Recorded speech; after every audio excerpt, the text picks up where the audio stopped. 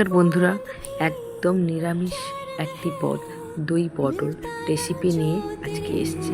প্রথমে আমরা পটলগুলো ভালোভাবে দুদিক এইভাবে ছাড়িয়ে মাঝখানে পেটটা কেটে দেব। আপনারা চাইলে ছিলেও করতে পারেন। কড়াইতে রিফাইন্ড তেল দিচ্ছি, আপনারা চাইলে সর্ষে তেলেও করতে পারেন। নুন হলুদ মাখিয়ে ভালোভাবে পটলগুলো নেব। এরপর তেল গরম হওয়ার পর পটলগুলো দিয়ে ভালোভাবে ভেজে নেব। একটা মিক্সির বোল্ডারে আদা, কাঁচা লঙ্কা, জিরে ও কাজু নিয়ে ভালোভাবে পেস্ট করে নেব। আপনারা চাইলে এর মধ্যে পোস্তও অ্যাড করতে পারেন। হলুদ আর লঙ্কার পেস্ট তৈরি করে নেব সামান্য একটু জল দিয়ে। পটলগুলো ভালোভাবে এপিট ওপিট করে ভেজে নেব।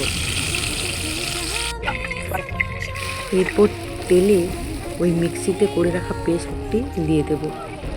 যতক্ষণ না তার কাঁচা সেন্টটা যায় ততক্ষণ নাড়তে থাকবো। দেখুন, এরপর আমরা হলুদ আর লঙ্কার যে পেস্টটা করেছিলাম সেটা দিয়ে দিলাম।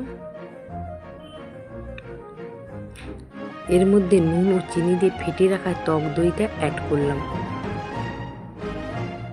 দিয়ে ভালোভাবে নাড়তে থাকলাম।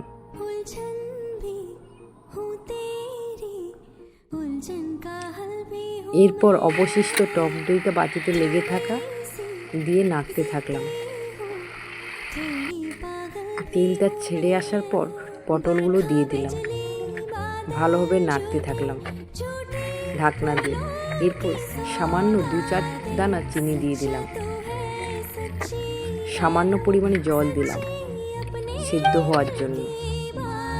করতে থাকতে আপনারা চাইলে এই সময় সামান্য গরম মশলাও দিতে পারেন।